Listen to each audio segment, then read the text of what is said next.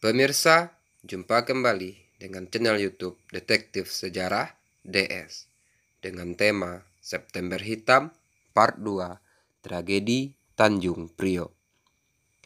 Hari ini menandakan 37 tahun kasus tragedi Tanjung Priok terjadi dan terkesan diabaikan pemerintah yang tak kunjung menuntaskan dengan pemenuhan hak-hak korban pelanggaran HAM masa lalu. Dinilai kontras Komisi untuk Orang Hilang dan Korban Tindak Kekerasan, negara hingga saat ini masih abai terhadap para korban dan keluarga korban, khususnya korban dan keluarga korban dalam peristiwa Tanjung Priok. Tragedi Tanjung Priok bermula saat Sersan Hermanu yang pada tanggal 10 September 1984, seorang anggota Bintara Pembina Desa yang menginstruksikan Amir Biki untuk menghapus brosur dan spanduk yang mengkritik pemerintah. Hal ini terjadi di Masjid As-Sadah, Tanjung Priok, Jakarta Utara. Amir Biki menolak instruksi tersebut, sehingga Hermanu melepasnya sendiri. Namun, saat Hermanu melakukan tindakannya, ia tidak melepas sepatunya saat memasuki area sholat masjid. Hal ini dianggap sebagai pelanggaran yang serius terhadap etiket masjid. Ketidaksopanan petugas direspon warga setempat dengan membakar motor Hermanu dan menyerangnya saat ia sedang berbicara dengan petugas yang lain. Serangan ini dipimpin oleh pengurus masjid Syarifuddin Rambi dan Sofwan Sulaiman.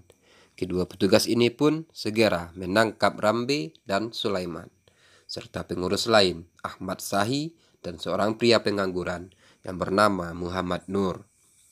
2 hari penangkapan, ulama Islam Abdul Qadir Jailani memberikan sebuah khotbah menentang asas tunggal Pancasila di Masjid As-Sadah. Memang pada saat itu pemerintahan Orde Baru menerapkan Pancasila sebagai asas tunggal, di mana berarti selain Pancasila layak dianggap sebagai penentang negara atau pemerintah dan layak ditangkap. Setelah khotbah, Amir Biki memimpin sebuah demonstrasi ke kantor Kodim Jakarta Utara, di mana rekannya tersebut ditahan. Massa yang ikut diperkirakan 1.500 orang.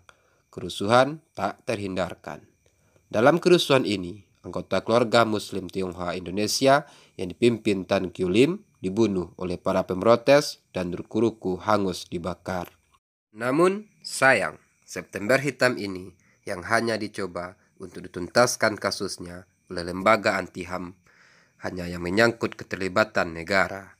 Karena pada dasarnya, dalam diskusi HAM, jarang sekali dibahas pelanggaran HAM terhadap komunitas Muslim Tionghoa pimpinan Tan Kyu Lim. Detektif Sejarah DS sendiri, setelah mencoba mencari informasi ini, tidak mendapat jawaban yang memuaskan.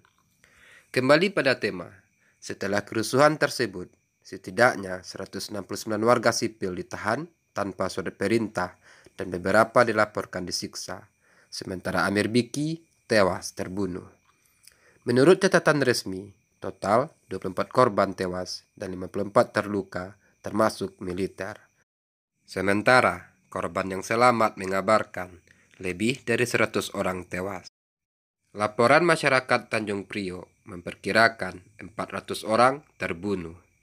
Sementara temuan Komnas HAM menunjukkan setidaknya 79 orang dalam peristiwa tersebut menjadi korban.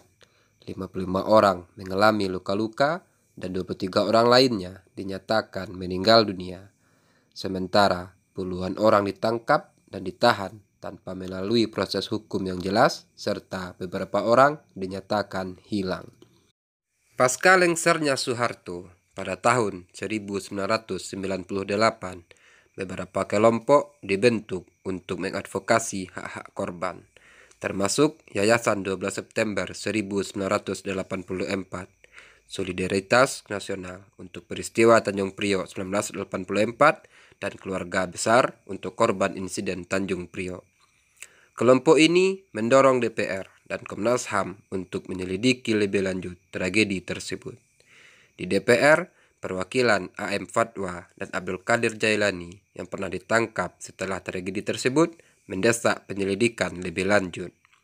Akhirnya, pada tahun 1999, Komnas HAM sepakat menyelidiki insiden tersebut dan membentuk Komisi Investigasi dan Pemeriksaan Pelanggaran HAM di Tanjung Priok. Komisi ini terdiri dari tokoh politik rezim Orde Baru, termasuk mantan Jaksa Agung Joko Sugianto.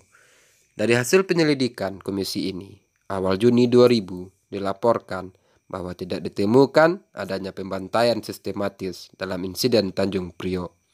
Hasil penyelidikan ini tidak diterima oleh hampir seluruh elemen masyarakat yang menganggap telah terjadi praktik kolusi dengan militer.